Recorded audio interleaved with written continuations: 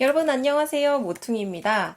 장준의 연극 하녀들을 소개하면서 동시에 여러분께 아주 특별한 이벤트 하나를 가지고 왔는데요. 오랜만에 하는 이벤트라 저도 너무너무 설렙니다. 어떤 이벤트일지 너무 궁금하시죠? 바로 연극 초청 이벤트인데요. 오늘 소개해드릴 프랑스의 작가 장준의 희곡 하녀들을 모티프로 한 연극 서울 빠뺑 자매가 무대에 오른다고 합니다. 바로 이 연극의 초대권을 협찬받아 이벤트로 모퉁이 책방에서 구독자 3분을 뽑아서 각각 2장씩 총 6분을 초대할 수 있게 된 것이죠. 그래서 이번 영상에서는요, 원작 작품을 소개한 후에 제가 낸 퀴즈의 답을 메일로 보내주시는 분 3분을 뽑아 각각 2매씩의 초대권을 보내드리도록 하겠습니다. 일단 원작 장준혜의 하녀들을 리뷰하기 전에 여러분들이 보시게 될 연극 서울 빠뺑 자매에 관해 간략한 소개를 하겠습니다. 연극 서울 빠뺑 자매를 주관하는 곳은 바로 창작집단 상상두목이라는 곳인데요. 이 창작집단 상상두목은 올해로 10주년을 기념하며 서울 빠뺑 자매를 11월 18일부터 27일까지 공연한다고 합니다. 창작집단 상상두목은 좋은 텍스트에서 좋은 공연이 나온다라는 신념 아래 2012년 설립되었으며 대표적인 작품으로는 꽃과 건달과 피자와 사자, 충분히 애도되지 못한 슬픔, 어쩌나 어쩌다 어쩌나, 귀하신 손님 등이 있습니다. 특히 이번에 공연되는 연극 서울 빠뺑 자매는 프랑스의 작가 장준혜의 하녀들을 모티프로 한 창작 연극으로 극중극 구조 안에서 새로운 시도와 퍼포먼스가 돋보이는 작품이라고 합니다. 너무 기대되시지 않으신가요? 영상을 다 보시고 퀴즈를 맞춰주시면 그중 3분을 추첨하여 초대권을 드리도록 하겠으니 구독과 좋아요 그리고 풀 시청 부탁드릴게요. 자, 그렇다면 이제 원작 희곡 하녀들에 대해서 하나하나 소개해 보도록 하겠습니다. 사실 이 작품을 이해하기 위해서는 작가인 장준혜 그리고 이 하녀들의 모티프가 되었던 빠뺑자매 살인사건을 아셔야 하는데요. 그중 먼저 문학계의 탕아라고 불리는 작가 장준혜를 소개해 보도록 하겠습니다. 작가 장준혜의 삶을 한마디로 표현하자면 주변인입니다.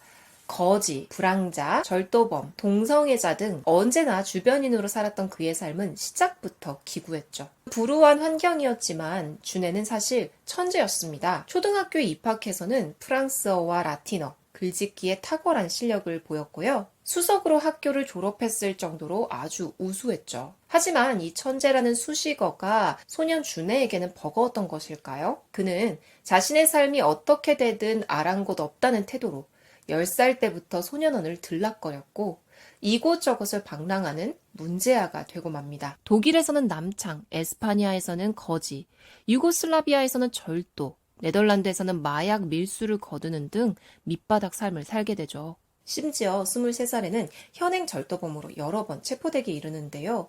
아이러니하게도 이런 삶 속에서 주옥 같은 글쓰기 활동이 시작되었죠. 그는 감옥에서의 경험을 바탕으로 장미의 기적, 도둑일기 등을 썼습니다. 특히 사회에서 버림받은 경험을 주제로 한 그의 대담함은 높은 평가를 받았다고 합니다. 화려한 이미지와 웅변적인 서정에 넘친 그의 작품은 악을 찬미하고 악을 미의 근원으로 삼는 절대적 배덕의 세계로서 특징 지어지고 있죠. 게다가 프랑스의 지성 사르트르가 1952년에 준혜에 대한 평론을 간행하자 준혜의 명성은 더욱 높아졌죠. 준혜에 대한 당대 문인들의 사랑은 사르트르뿐만이 아니었습니다.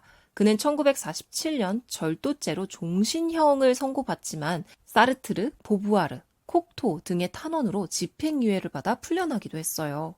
그러나 이렇듯 왕성한 작품 활동을 하던 준혜는 1986년 4월 15일 75세의 나이로 파리의 허름한 호텔에서 홀로 생을 마감하죠. 태어났을 때와 마찬가지로 그에게는 마음을 편히 누일 가족이 없었어요.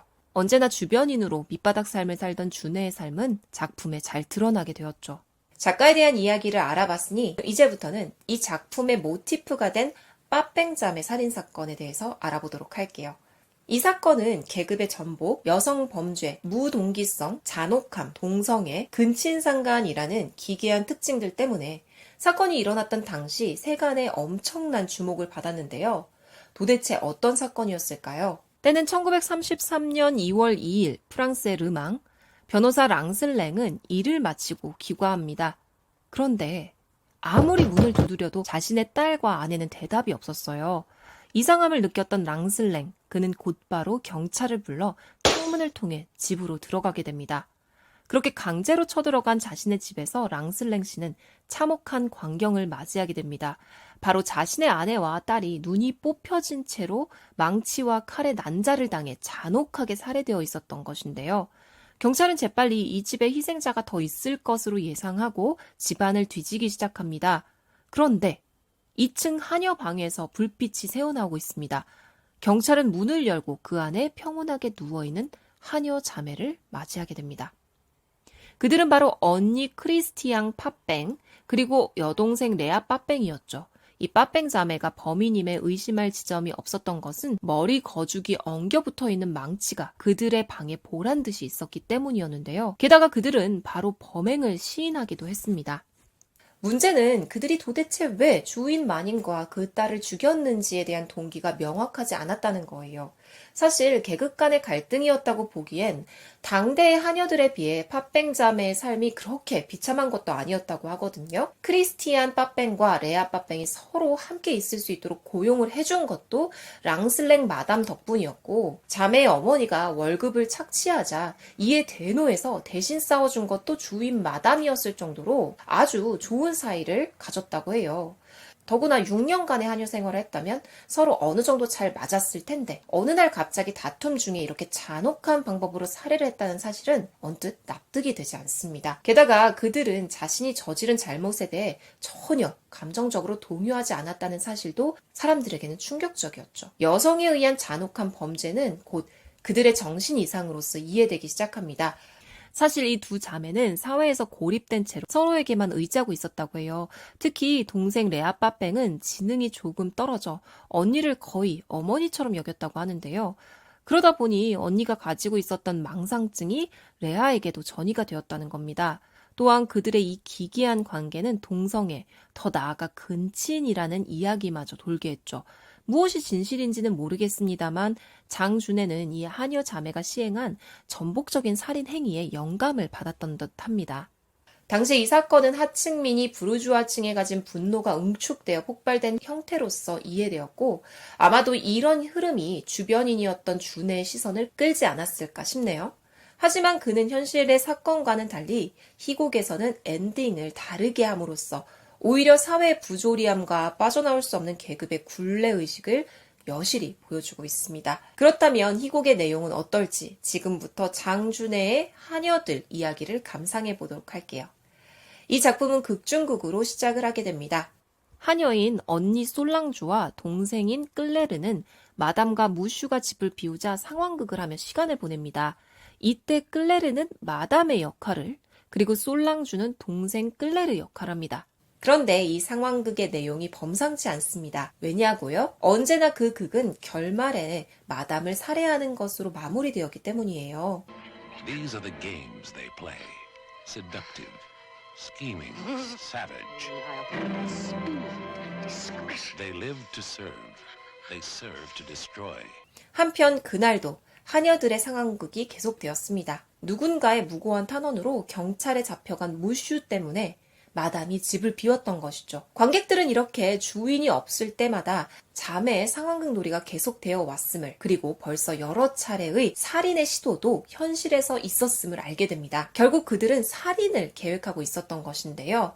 하녀 자매는 마담이 죽고 난 후 자신에게 돌아올 돈을 생각합니다. 아름다운 붉은 드레스, 아름다운 화장품 따위를 말이죠. 그렇습니다. 그들은 마담을 경멸하면서도 동시에 그녀의 삶을 매우 동경하고 있었던 것인데요. 오늘만큼은 기어코 마담을 죽여야 합니다. 왜냐고요? 무고한 탄원 편지를 쓴 사람이 바로 다름 아닌 동생 클레르였기 때문이에요. 마담이 죽지 않으면 그녀는 무슈를 모함한 편지를 쓴 범인을 찾아낼 것이고, 이내 그것이 클레르의 필체라는 것을 알아차릴 게 뻔했어요.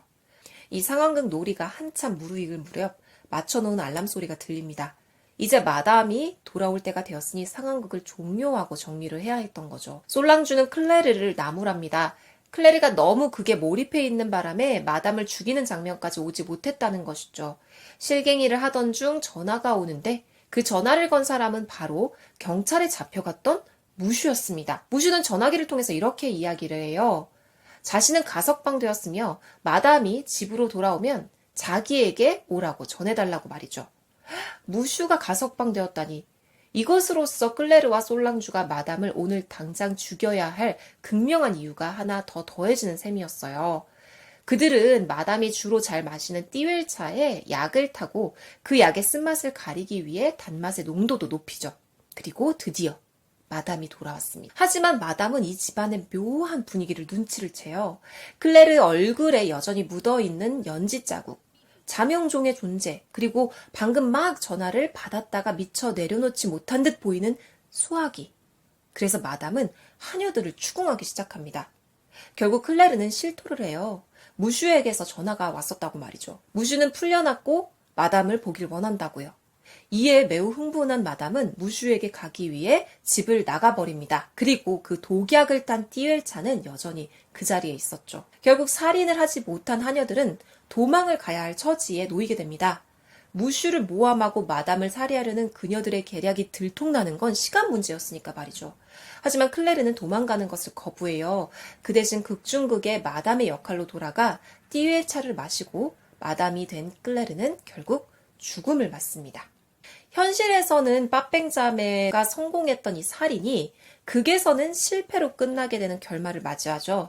왜 준해는 현실과는 달랐던 그런 결말을 선택했을까요? 이 질문에 대한 대답은 바로 극중극으로 이루어진 설정에서 찾을 수 있을 것 같아요. 사실 곰곰이 생각해보면 이 이야기를 굳이 극중극으로 할 필요는 없었거든요. 마담을 죽이기 위해 계략을 짜는 이런 시도들이 지속적으로 실패하는 것만 보여줘도 충분히 이 긴장감을 조성할 수 있고 또 사회 내에 존재하고 있는 어떤 계급제도의 불합리함을 충분히 드러낼 수 있는데요. 하지만 저는 이 준해가 선택했던 극중극의 장치로 인해서 이 극이 한층 더 입체적인 의미를 생성해냈다고 생각합니다. 왜냐면 이 극중극에서 클레르가 마담으로 연기를 하는 상황에서 수시로 현타가 오는 장면을 넣고 있어요. 즉 계급의 전복을 꾀하는 하층민들의 이런 소망이 현실의 벽에 부딪혀 그 희망마저도 짓밟히는 상황이 드러나게 되는 건데요. 이러한 현타 장면은 그들 내부에 체화된 이데올로기 기제일 수도 있고 외부의 압력일 수도 있겠습니다만 어쨌든 하녀들이 자신의 삶을 찾고 독립적인 존재가 될 수 없음을 의미하고 있는 것이죠. 물론 하녀들은 극중극을 통해 일종의 해방감을 느낍니다. 마담의 옷을 입어본다든지 감히 그녀를 조롱하는 말을 한다든지 극 중에서 마담의 목을 조르는 그런 방식으로요. 하지만 이런 해방감은 근본적인 해결책이 아니라 일시적인 방편이고 한계를 가지게 됩니다. 극중극에서 마담이 죽죠. 하지만 실제로 죽은 것은 마담 자체가 아니라 그녀를 연기했던 클레르, 즉 하층민이라는 이 아이러니가 작품이 끝나고 막이 내릴 때쯤 관객들의 가슴을 먹먹하게 만듭니다. 작가 준해는 불황자, 떠돌이, 마약 거래인, 절도범, 남색가 등의 변두리인으로서 평생을 지냈습니다. 준해는 이 작품을 통해 주변인들이 결국 자신들의 불합리한 사회적 위치가 재생산되는 악순환을 보여주고 있었다라는 생각이 듭니다. 저는 사실 희곡을 자주 감상하는 편이 아니라 이 작품 잘 이해할 수 있을까라는 생각을 했었는데요. 굉장히 재미있게 읽었고요. 작가의 생각도 확연히 잘 드러났던 것 같아요. 특히 이 극중극이라는 사실을 미리 알고 이 연극을 보거나 희곡을 읽으신다면 난해하지 않게 잘 이해하실 수 있을 것 같아요. 창작 집단 상상 두목이 구현해낸 서울 빠뺑자매도 어떤 내용일지 너무 궁금하시지 않나요? 자, 그렇다면 이제 이벤트 퀴즈를 내도록 하겠습니다. 문제는 극 중에서 마담의 역할을 했던 하녀의 이름은 무엇이었을까요? 정답을 아시는 분은 더보기란에 있는 메일 주소로 답을 보내주세요. 채택되신 분께는 각각 2장씩의 초대권을 보내드리도록 하겠습니다. 지금까지 긴 영상을 시청해주신 여러분께 너무 감사드리고요. 해당 연극은 유튜브에 1시간 정도로 연극이 올려놓은 공연들이 많이 있더라고요. 한 번씩 봐보시고 연극을 보시면 더 좋을 것 같습니다. 오늘은 여러분께 이벤트를 할 수 있는 기회가 또 주어져서 너무 좋았고요. 앞으로도 우리 구독자 여러분들께 무엇인가 드릴 수 있는 기회가 더 많아지면 좋을 것 같아요. 그럼 다음 시간에도 풍성하고 재미있는 콘텐츠로 여러분을 찾아뵙도록 할게요. 안녕!